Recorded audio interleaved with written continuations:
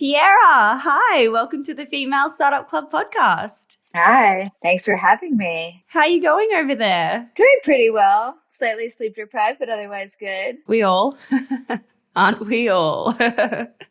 I'm so excited to be learning from you today. I'm excited to be talking all things creativity, brand. I'm excited to talk about how creativity impacts the human experience and everything that you've been up to lately. Yeah, me too. I feel like most people probably know you as Piera, co-founder of Refinery 29, but maybe not so much as Piera, founder of Wild Things World. So I'd love for you to give us a little bit of an introduction into what Wild Things World is. Yeah, for 15 years, I was Piera from Refinery 29. That was like how people introduced me. So it's been an interesting identity shift moving into this new phase of life and deciding to start a new business. And yeah, so I started my business, Wild Things World, to bring more play into the everyday. Play has all these incredible superpowers for helping us to feel more connected to ourselves, to other people. It helps reduce stress. It is incredible for creativity and innovation, and it can even make us live longer. But in adulthood, we deprioritize play, and it just kind of becomes like the last thing on our list of, things to do. I really want to celebrate like that power of play and bring more play into people's lives through my new company, Wild Things World, which I just started. I mean, it's only a few months old, so you're catching me like in the baby stages of it. It's in the early days. I love that though. We're seeing it from the beginning here. We're going to have to get you back on 2 years down the track. It's interesting because I've watched your journey over the last couple of years on Instagram, and I've always loved, the videos of you dancing with your daughter, and you seem to have so much fun online. How did you were you always thinking about Wild Things World in the background while you were kind of creating these fun moments? Or was this just like, this is just natural you've always been like this? Like what's it like? I wish I was dancing. I highly recommend. I think we could all use more dancing in our lives, myself included. Everyone that knows me well is like, oh, this is so you. This is so obviously your calling, your path, something that you would do. Because play has always been an important part of my life. As a leader at Refinery 29, play was a huge part of how I led creative teams and creative work.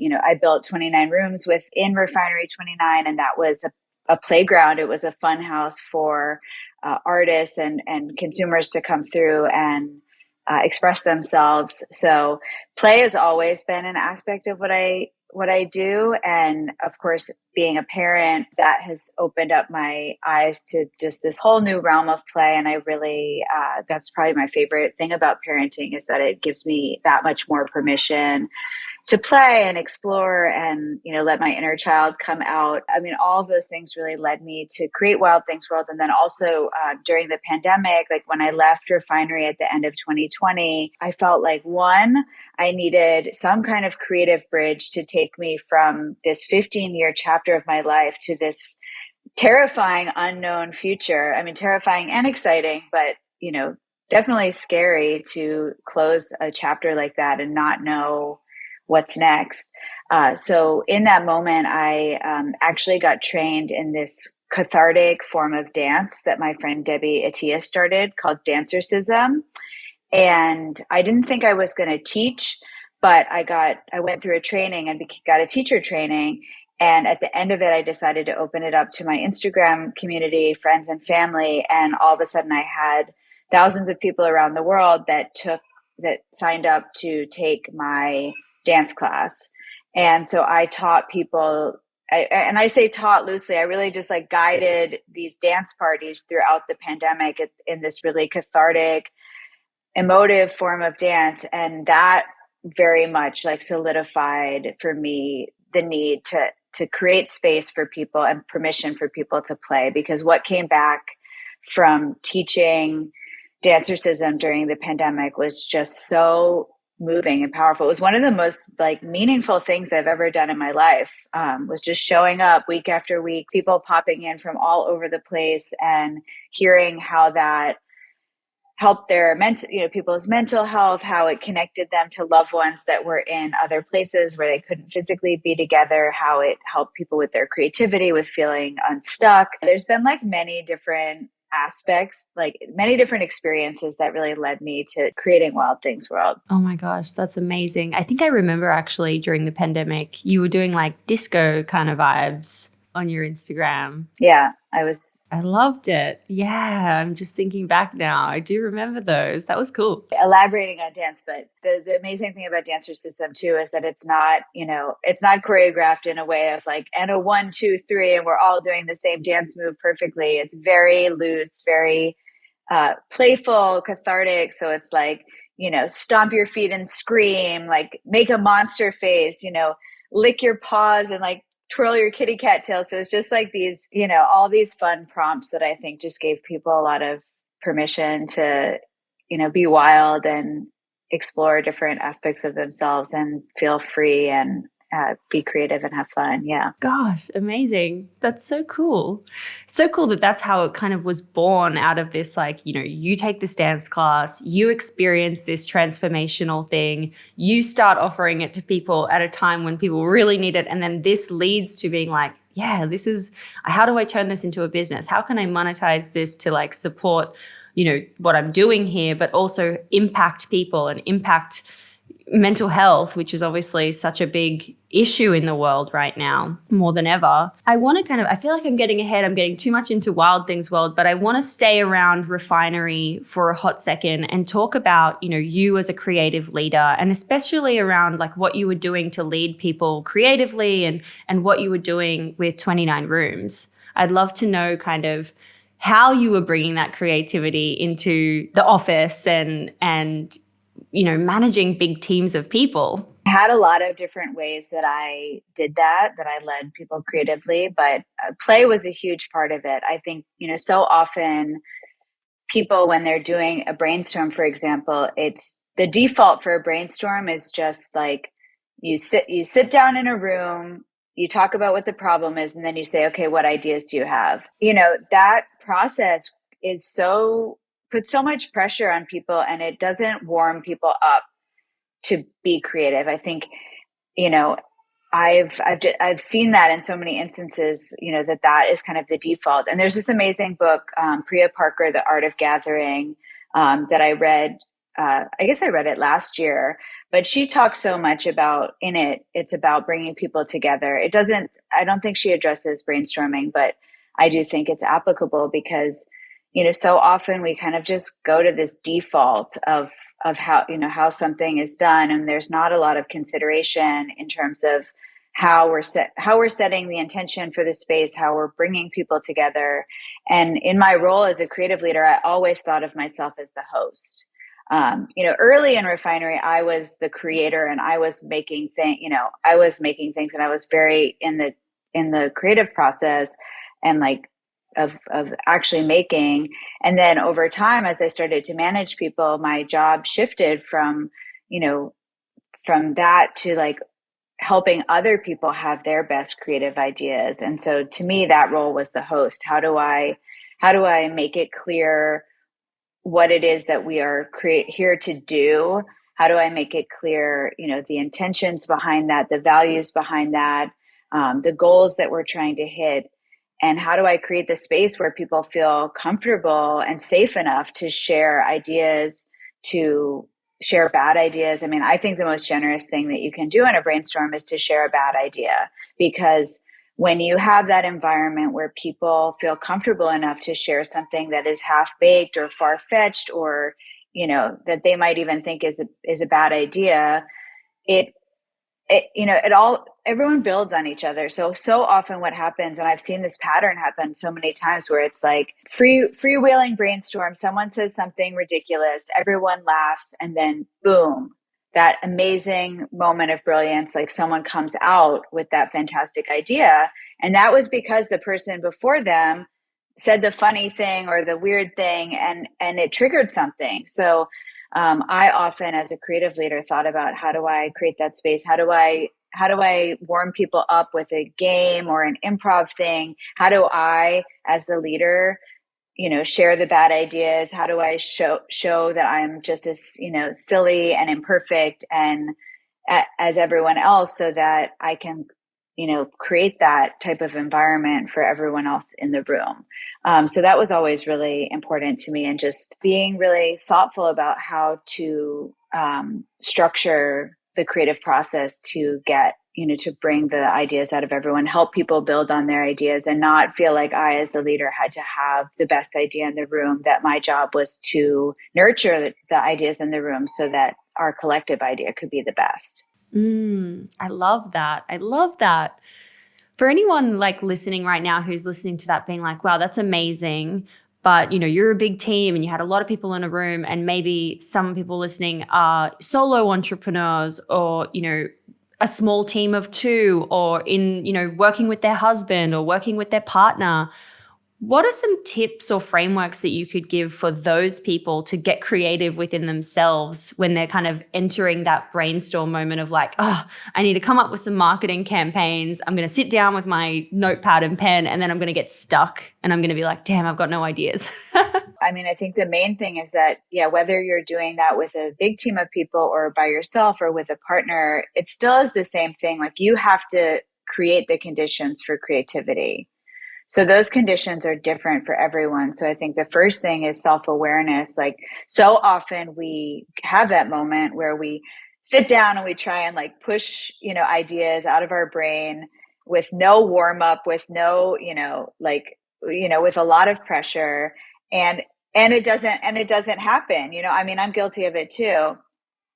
So I think what's really important is just remembering that you have to create those conditions for yourself. Like, how do you be a good host to yourself and your own creativity? So maybe that is doing a warm up. Maybe you take a 1-minute dance break before you brainstorm, or maybe you take a walk. I mean, I do this really hilarious thing now that I'm working much more solo. I have a transcription app and I walk around the neighborhood and I talk to myself. I mean, I think people think I'm on a call. But yeah, I talk to myself because I've realized that talking ideas out is one of the ways that I come up with the best ideas, but I don't have someone to talk to every day now. So I walk around and talk to myself. So I think it's also just like, yeah, just giving yourself like fun challenges too. Like, maybe you say, okay, I'm going to write the headline. I'm going to write the headline to like the press article that I would want to be written about this.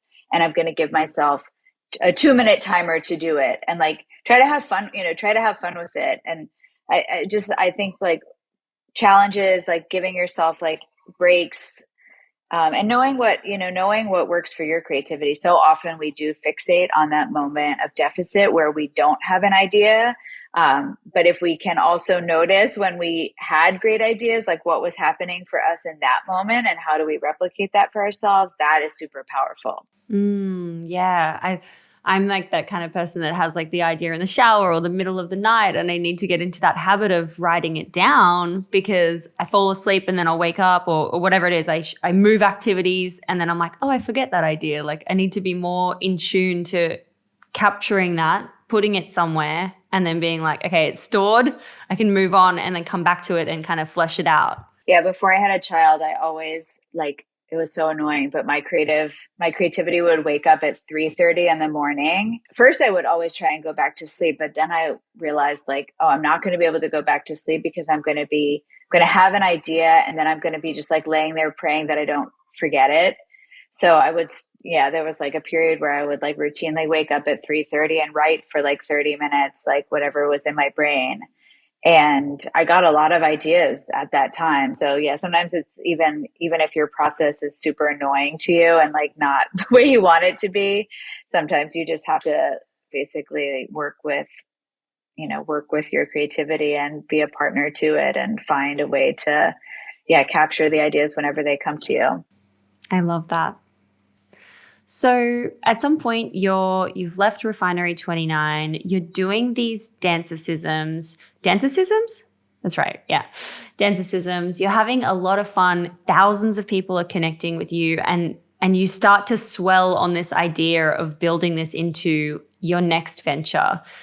What's the vision? What are you thinking? Like how does it work? So I really started with a why. I mean, I was teaching dancersism. I mean, there wasn't thousands of people coming to this each session, but like cumulatively throughout it, I had thousands of people join. And yeah, I was teaching the dancersism, and I just felt this sense of like my next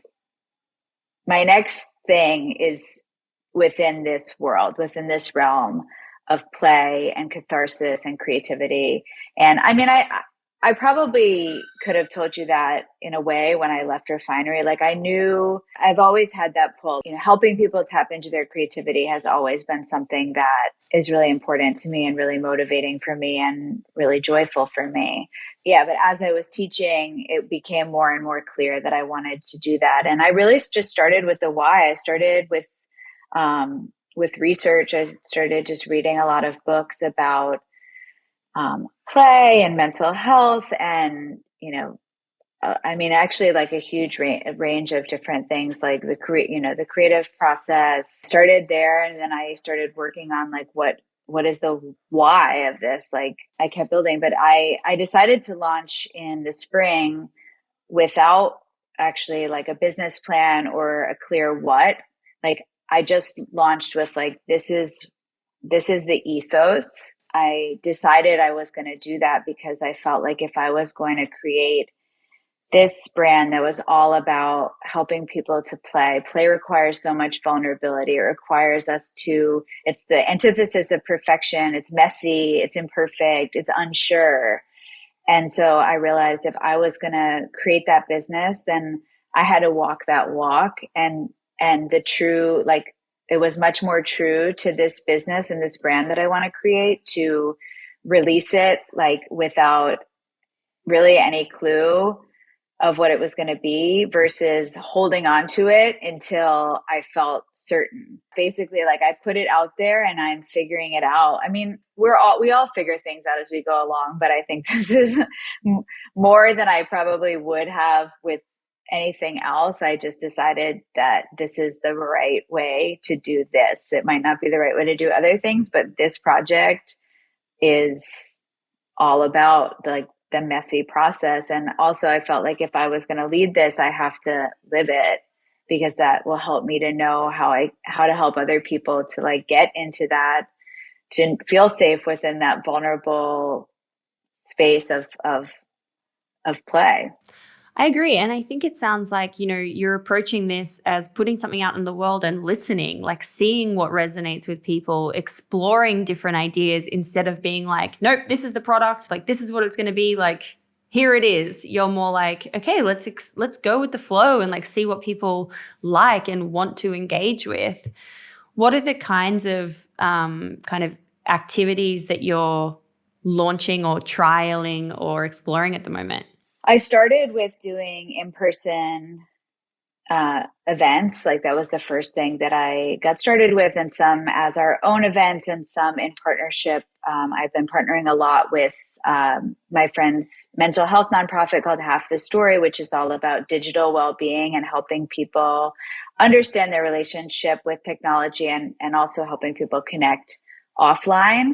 So we've been doing some really amazing partnerships where, where I'm helping people to connect with each other at these events through creativity and, make new friends. And so that's been really amazing. So that's sort of the physical piece. And then I also started doing these play breaks. So I do them almost every week. It's a 30-minute guided play break. Basically, I think most of us are pretty crap at taking breaks. When we take a break, it's like usually scrolling, or, maybe we'll take a walk, but I think most people don't even do that. And we don't do things that actually like nurture us and give us, and like create that break space. So I've started doing these play breaks once a week, where I guide people through a 30-minute series of like quick entry level play activities. So I do word play for confidence. I do drawing for peace and calm.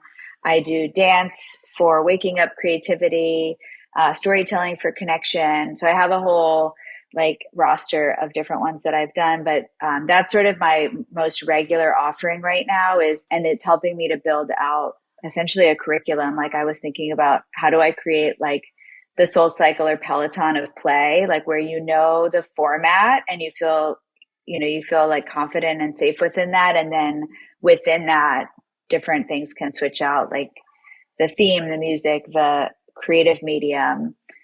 So I've been doing that. And then I've been experimenting with doing some physical products, which ultimately I really want to create workbooks and play kits that help people to explore their creativity by themselves, but also with the people in their community and in their friend group. So I've been experimenting a little bit with that. I haven't released anything for sale there yet, but I've been at the events that I've been doing. I've demoed different products. So that's what I've been playing with now. And the truth is, like, you can think that you're really sure about what you're launching with, but the process is always like essentially what I'm going through. It's just like I guess I'm going into it like really eyes open. Like I could go in and say like I'm doing this and then, and then realize that what I'm doing is not, going to work. I mean, when we launched Refinery, actually, we launched and we got press on our first day of launch, and we had,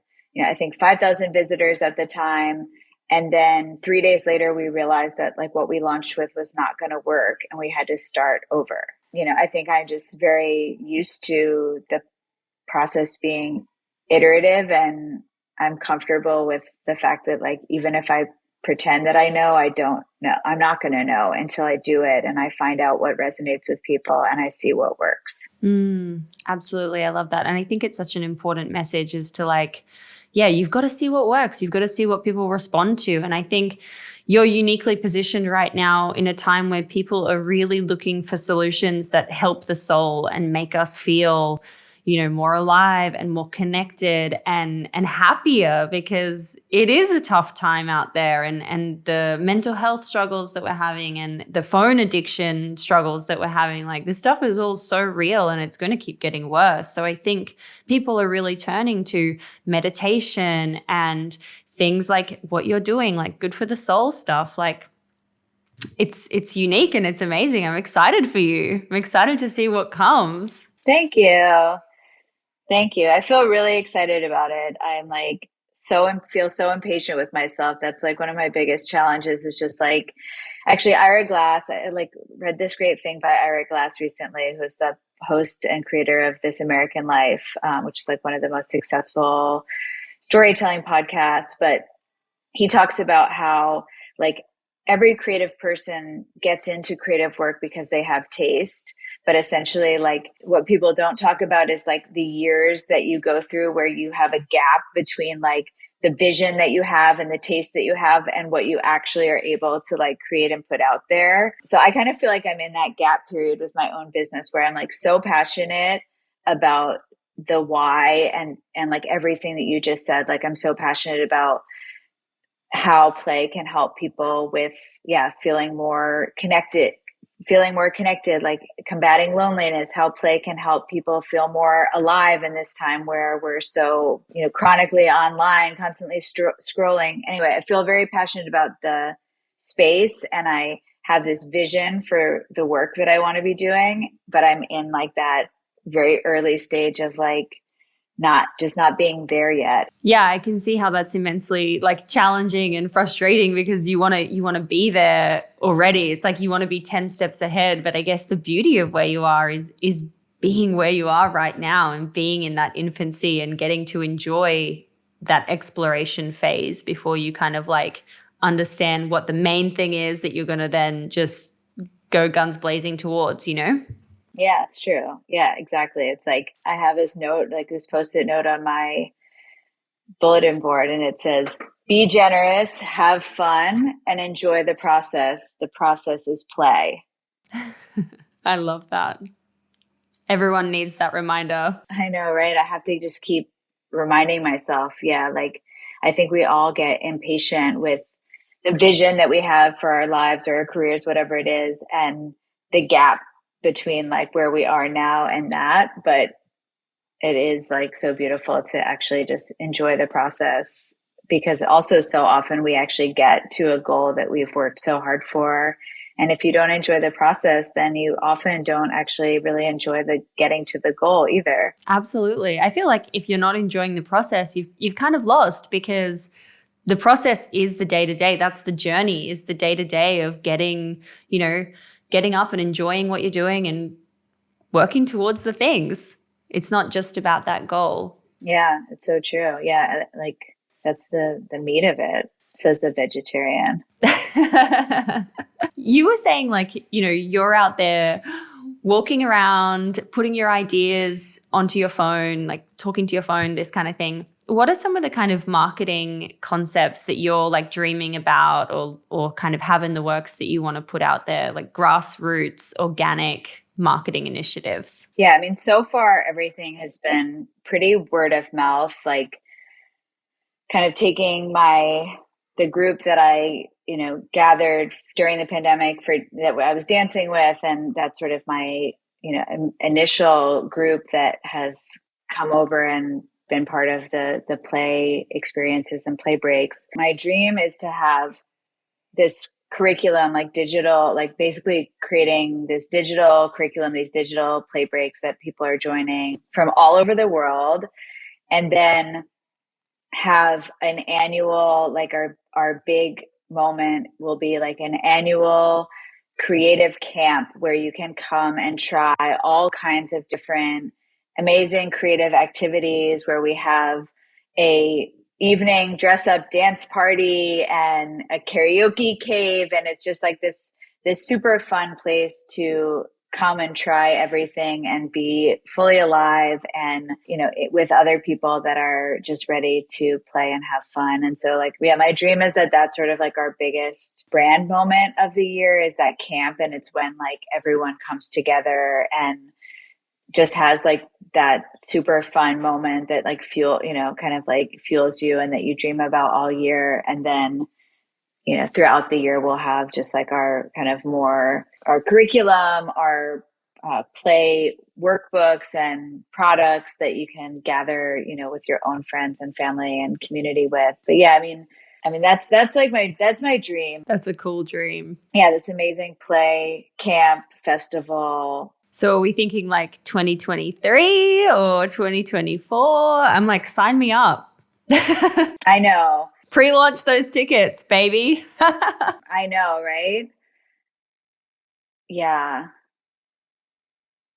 I've been like ruminating on the date. I think it's most likely the end of 2023. Yep.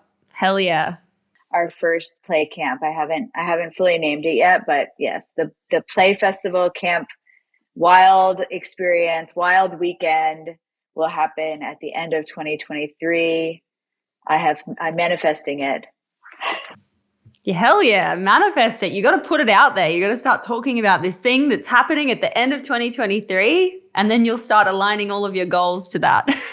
It's very true. I mean, I think it's interesting, like what you were saying before about enjoying the process, like enjoying the process. And also, like, sometimes people talk about manifesting, like, as though it's just like you're just saying it, but it's also manifesting is like what you do every day. It's really actually, I think about it as your habits. Like, what's the daily courageous action that you are taking in the direction of that thing? Yeah, that goal that you're setting, that thing that you're trying to manifest. So, yeah, for me, it's like every day, what is that daily courageous action that I'm taking that is putting me on the path towards my fun festival play camp dreams?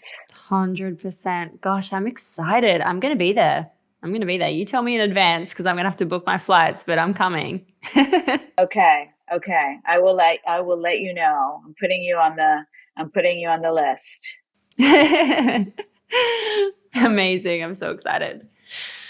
When you think about the lessons you've learned throughout your career, building Refinery, 15 years, and now coming into this new business, is there anything that you kind of wish you knew before you started that you can pass that wisdom on to anyone listening? I think the biggest thing that I wish I knew, and that I try to remember every day now is that there's no one right way. I spent so much time, kind of thinking that I was doing things the wrong way, or I was, or the way, or like the qualities that I had, or my personality was like not correct for what I wanted to create. And, I just think I lost a lot of time and energy fixating on like what the right way to do things was, or just knowing that there's no one right way, and there's no like really just embracing. Sorry, I feel like I'm not articulating this very well. No, I totally get what you mean. I totally get it. I think we all look at other people and we think like that person has it figured out and I need to be doing this blueprint or these steps to get there. But actually, like we're all just out here every day, kind of just going with the flow and hustling to figure it out. And that's the right way. It's the right way for you. And it's the right way for like your process of getting there, of getting to your goals. Yes, exactly. Yeah, there's no one right way. And, basically, if as long as you're taking courageous action every day towards your goals, like that is the right way. Like what is the next right thing for you, for your business, and feeling like secure in that, I think is really powerful. I think it's so important to think about anyone that you hire, that you partner with, like as a partner, and knowing that that is a two-way street. Whether even with investors, I think so often we think like shift the power in an investor relationship off of ourselves, and that person needs to be fueling you and connect. You need to be connecting with them like on a lot of different levels. It needs to be like really truly a partnership for it to work out for everyone involved. And I think so I think that's really important as well. Amazing advice. Thank you for sharing. Yeah. I feel like, I don't know why, but I feel like I don't have good advice today, but that's okay. That's great advice. What do you mean? You've just hit us with two bangers. I love it. Okay, good. All right. Gosh, don't hate on yourself there. You're doing some really good stuff. Loving it. My other piece of advice is play is productive. It's also, starting a business is a long game. I went through so many periods of burnout because I wasn't putting fuel back into the tank. I was giving everything to my business and I was losing perspective, and I was also not accessing my creativity, my resilience, my like resourcefulness as a result. So I do think that it is so important to prioritize things that bring you joy, that refill you, so that you have the longevity and the grit to continue with your business. Prioritize yourself, prioritize play, and know that play and self-care are extremely productive. I love that. That's an important one. That's one we all need all need more of. We need to hear that more. Yeah, it's true. And also, I mean, this is something I didn't practice until much more recently, but I have really found that self-compassion is so important to building resilience and building the capacity to show up daily and be courageous, be creative. But for so long, I believed that self-criticism was what made me good. Like I just, was my harshest critic, and just my inner voice and my dialogue with myself was so destructive. And it wasn't until pretty recently, basically when I became a mom, I realized like if I want to teach my daughter to love herself, I need to work on like my relationship with myself, and starting with how I talk to myself. And so since she was born, I started this practice of self-compassion where I write myself like notes in the morning. And I just have found that working on building self-compassion has just given me so much more of like a steady base of confidence and of resilience than I had before. So I think a lot of people think self-compassion makes us unaccountable or weak, or like we're not going to go after our goals if we are compassionate to ourselves. But actually the research shows it's the opposite. And my experience has been the opposite, that it's like makes me so much sturdier when I actually show up with compassion for myself. And it allows me to be more compassionate to other people as well. Wow, that's so interesting. I always struggle like with these things for myself because like I'll get a pen and paper. It's the same with journaling that I struggle with. It's like, what do you actually write? Like what are you actually writing on that piece of paper? Like what's an example? So an example could be like, I call myself Sweet Pea usually because that's like a childhood nickname. So I'll say like, good morning, Sweet Pea. Oof, last night was a doozy. Viva's my daughter. Viva woke up 3 times and this morning you are feeling like crap. Have a coffee, go for a walk, and know that if today is not your best day, you know why. I'll do like stuff like that, or I'll be like, check 3 things off your to-do list and call it a great day. So it's kind of like I try and just first start with like checking in with myself, like what's up? Like sometimes they're really positive. It's like, you're so excited today. Like, you know, so it's like checking in, how am I doing? Then it's meeting myself with compassion. So it's basically just like acknowledging however I'm feeling without judgment, and then giving myself like a little advice as though it was coming from a loved one. So, and I can decide what I need to hear. And it's really helpful because I also realize how often I might be waiting for someone else to validate me or, commiserate with me. And often there's like, who else would do that? Who else like knows every single little thing that you go through? So it's also very empowering to just be able to like affirm myself or, have compassion for myself, because I can then like kind of move through it. It's like being like your most cherished cheerleader who's like, truly got your back and truly understands. And you're able to just like communicate to yourself and give yourself that high five that you need sometimes to keep going, or a big cozy hug, but in the form of writing. I love that. Cool. Yeah, it's a very tender exercise. It feels weird at first, but I've gotten used to it, and it's really nice. Yeah, I'm going to give that a try. That sounds like a really beautiful practice. I'm into it. Thank you. Great one. Cool. We are up to the 6 quick questions part of the episode. I say quick, but like they don't need to be quick. I don't know why I say quick questions, just 6 questions, but The last one won't be quick. great. Love a long one. Love a long one. Some of them we might have covered, some of them we might not have, but I asked them all the same. So question number 1 is, what's your why? Why do you wake up every single day and focus on Wild Things World? I love to see people come alive through creativity and play. Love it. Love it. Question number 2 is, throughout your career, what's been your most favorite marketing moment? Definitely my most favorite marketing moment ever was when we launched 29 rooms for the first time.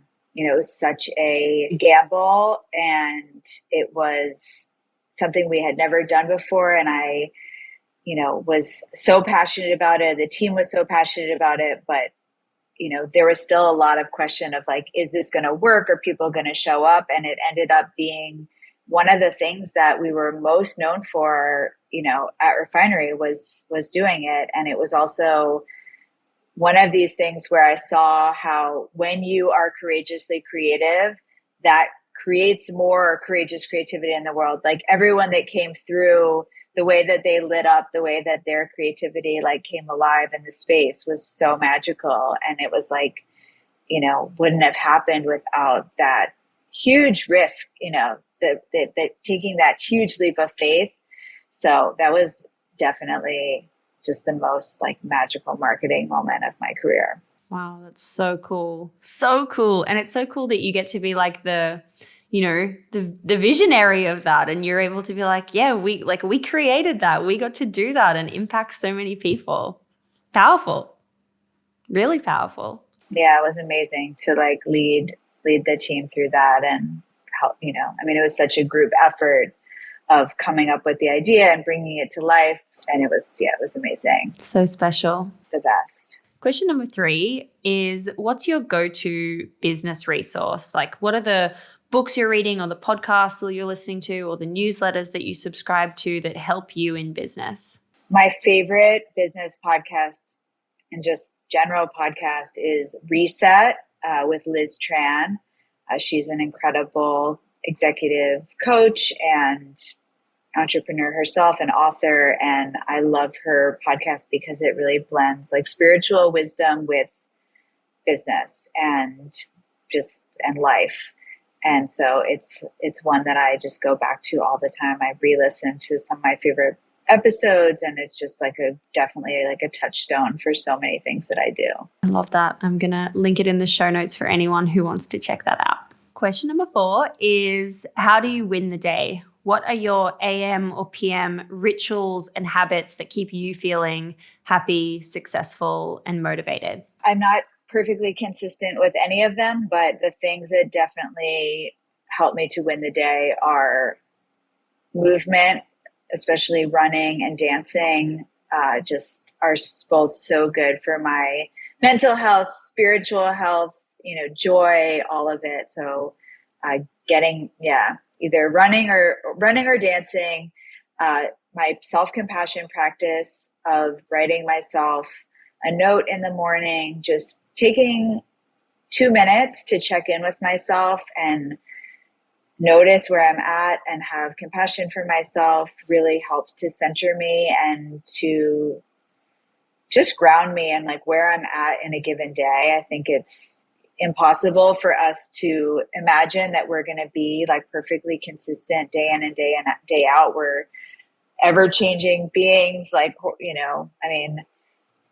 hormones are changing, our, surroundings are changing, the weather's changing, it's all in flux. So I find that having a practice of self-compassion and checking in with myself just helps me to be grounded and be realistic with where I'm at each day and what I can give and what's like aligned to even focus on given where I'm at. And then definitely like making space for play and creativity, which often is something that I do at the end of the day with my daughter. I usually like when I transition out of work and into mom mode, it's usually through like drawing with my daughter or, having a dance party or playing music, making up a song together. But definitely getting play into the day is, especially because I'm doing a business that is all centered on play and creativity, it's absolutely like a necessity for me to feel aligned and feel connected to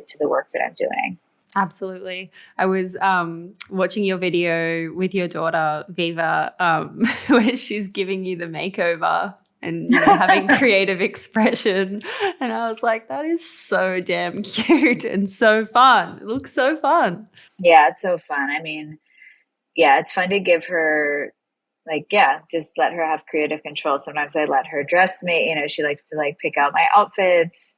I don't always let her do my makeup for like a regular day because it's very, very expressive, but it's just fun to like collaborate with her on things. And question number 5 is, what's been your worst money mistake in business and how much did it cost you?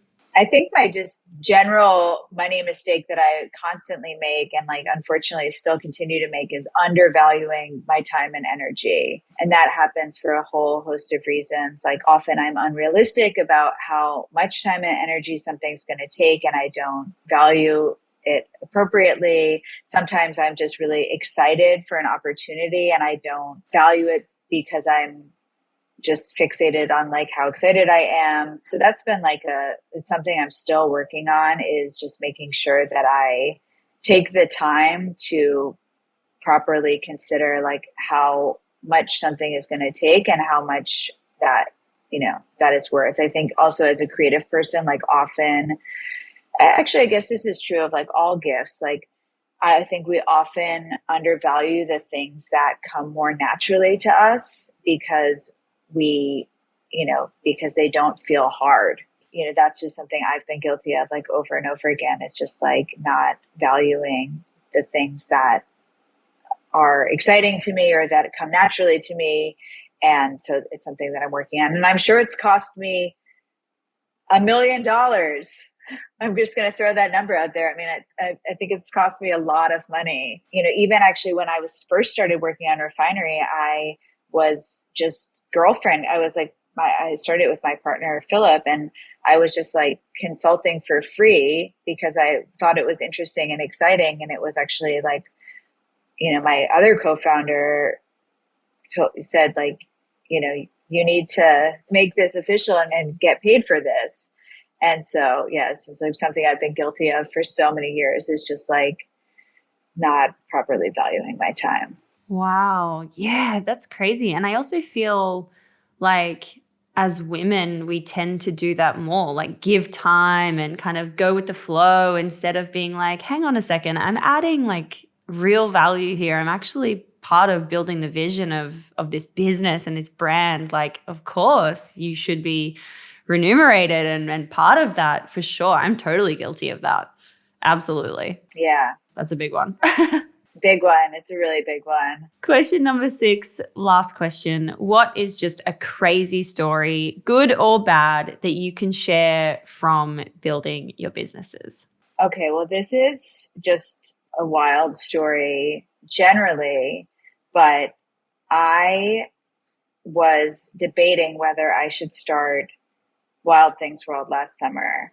I was, you know, I felt very passionate about it, as we talked about in this podcast, but I was just, you know, questioning whether there was a business, you know, whether there was a business there, you know, whether it might be wiser to, you know, pursue other opportunities that were more like immediately and clearly lucrative.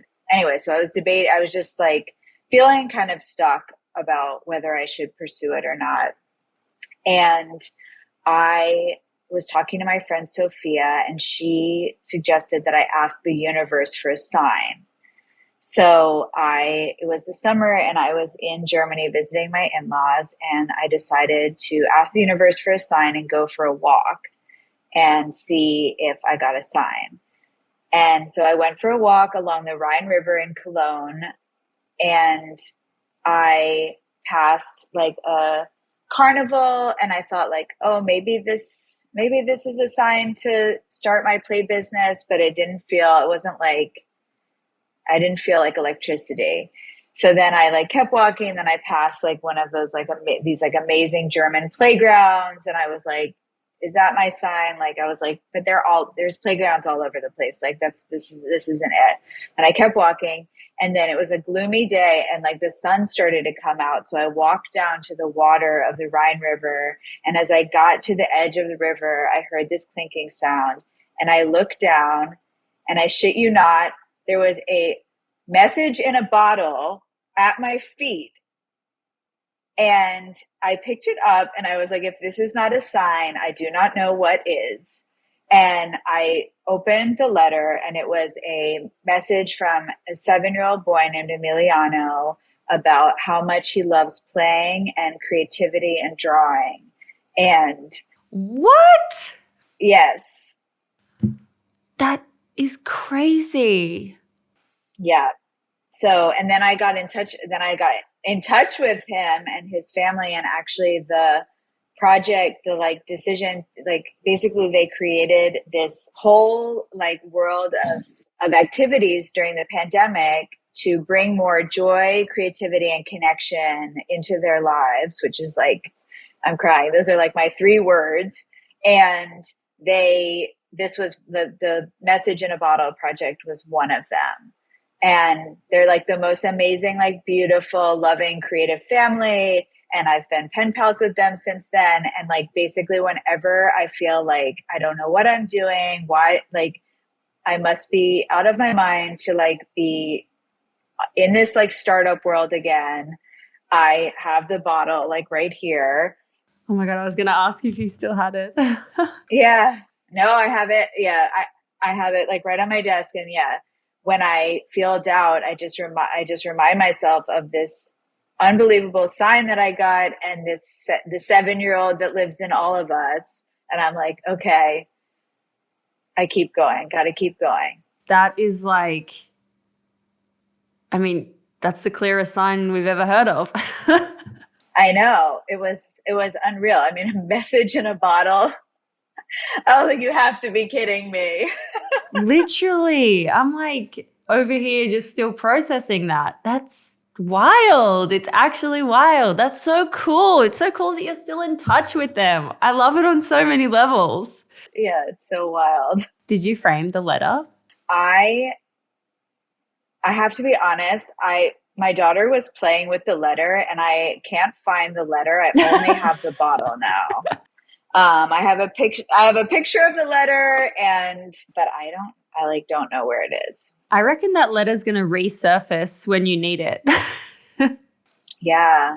I mean, the bottle itself is like kind of enough of a reminder and like Of course. It's the vessel. yeah, just such a wild thing. Yeah, it was magic. Piera, this has been so much fun. Thank you so much for sharing your journey. I'm so excited for 2023, end of 2023. I'm going to be there front and center. And I'm excited for what's to come for you. I will see you on the dance floor. I will see you on the dance floor. Thank you so much. Thank you. You're an amazing hype woman. Thank you so much. Thank you so much. Thank you so much for having me on this epic podcast and for signing up in advance for 2023. First ticket sold right here. First ticket sold. I'll frame it and put it as a pin for you. The first ticket.